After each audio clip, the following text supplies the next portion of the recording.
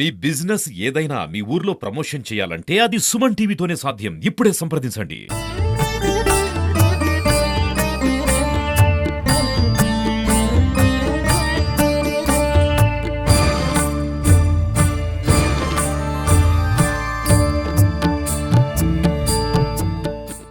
Welcome to Suman TV. నేను మీ శివప్రసాద్. వైకుంఠ ఏకాదశిని పురస్కరించుకుని అయితే మాత్రం వేలాది మంది భక్తులు వైష్ణవాలయాల్లోని ఆ స్వామివారిని దర్శించుకొని పునీతులవుతున్నారు.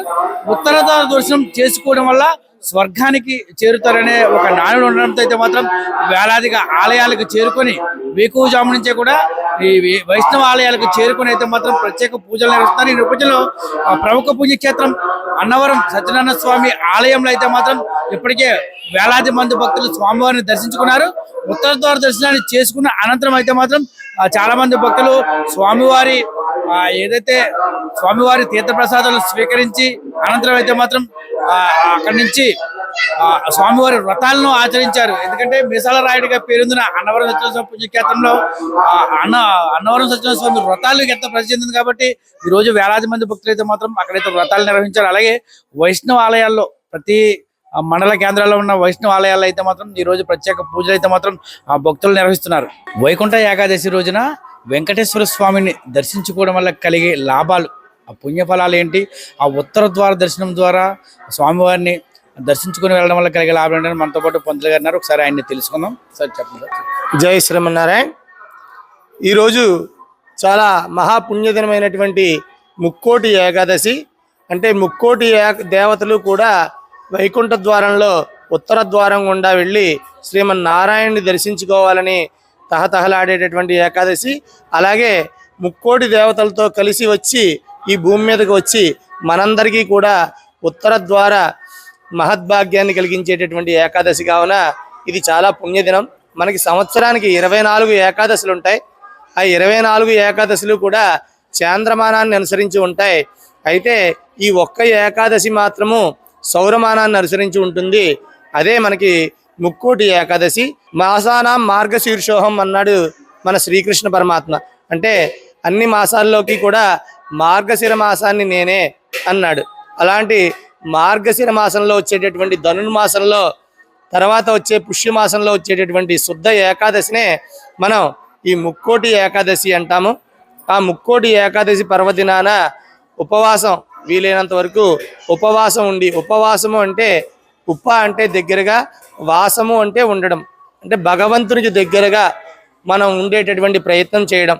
కొంచెం ఆహారాన్ని తీసుకోకుండా, అన్నాన్ని తీసుకోకుండా స్వామివారి యొక్క ఫలహారాన్ని ప్రసాదాన్ని తీసుకుని భగవంతుడికి దగ్గరగా ఉండి చేసేటటువంటి పూజ ఈ యొక్క ముక్కోటి ఏకాదశి పూజ.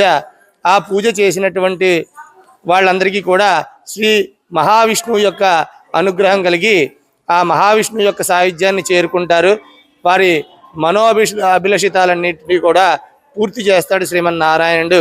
ఈ ముక్కోటి ఏకాదశి సందర్భంగా ఈరోజు మన స్థానిక వెంకటేశ్వర స్వామి వారి యొక్క ఆలయంలో లక్ష తులసి పూజ జరుగుతుంది. శ్రీ మహావిష్ణువుకు అత్యంత ప్రీతికరమైనటువంటి దళాలు తులసీ దళాలు. అలాంటి తులసీ దళాలతో చేసేటటువంటి పూజ మనకి విశేషమైనటువంటి ఫలితాన్ని కలిగిస్తుంది. అసలు ఈ ఏకాదశి అనేది ఎలా వచ్చింది అంటే, ముర అనేటటువంటి రాక్షసుడు అన్ని లోకాలని బాధిస్తూ ఉంటే దేవతలందరూ వెళ్ళి ఆ శ్రీ మహావిష్ణువుని వేడుకున్నారు. అయ్యా, ఆ రాక్షసుడి నుంచి మాకు ముక్తిని ప్రసాదించండి అని. ఆ సందర్భంలో ముర అనే రాక్షసుడు సముద్ర గర్భంలోకి వెళ్ళి దాముకుంటే శ్రీ మహావిష్ణువు ఆయన్ని సంహరించడానికి వచ్చి ఒక గుహలో యోగ నిద్రకి ఉపక్రమించాడు ఆయన. ఆ సందర్భంలో ఆయన్ని సంహరించడం సులువు అవుతుంది అని ఆ ముర అనే రాక్షసుడు వస్తే ఆ శ్రీ మహావిష్ణువు యొక్క దేహం నుంచి వచ్చినటువంటి ఒక అద్భుతమైనటువంటి శక్తి ఆ యొక్క మురాసురుణ్ణి సంహరించింది. ఆ శక్తి పేరే ఏకాదశి అనేటటువంటి నామాన్ని ఇచ్చి అన్ని తిథుల్లోకెల్లా కూడా నాకు అత్యంత ప్రీతికరమైనటువంటి తిథి ఈ ఏకాదశి అని శ్రీ మహావిష్ణువు సెలవివ్వడం జరిగింది. అందువల్ల ఆ ఏకాదశి పుణ్యదినాన మనం శ్రీ వైష్ణవ ఆలయాలని సందర్శించుకోవడము, శ్రీ వైష్ణవ ఆలయాల్లో ప్రదక్షిణలు చేయడము, ఆ పూజలు చేయడము, అలాగే బ్రాహ్మణులకు వాళ్ళందరికీ కూడా ఇతోదికి దక్షిణాది తాంబూలాలను ఇచ్చుకుని వాళ్ళందరి ఆశీర్వచనాలని పొందడము అనేది చాలా పుణ్యఫలాన్ని ఇస్తుంది. ఈరోజు మన దేవాలయంలో ఆ లక్ష తులసి పూజ జరుగుతోంది కావున మీరందరూ కూడా భక్త మహాశైలందరూ కూడా ఆ పూజలో పాల్గొని శ్రీ మహావిష్ణువు యొక్క విశేషమైనటువంటి అనుగ్రహ కృపా కటాక్షాలకు పాత్రులు కావాల్సిందిగా ఈ యొక్క ముక్కోటి ఏకాదశి శుభ సందర్భాన అందరికీ శుభాకాంక్షలు తెలియజేస్తూ జై శ్రీమన్నారాయణ.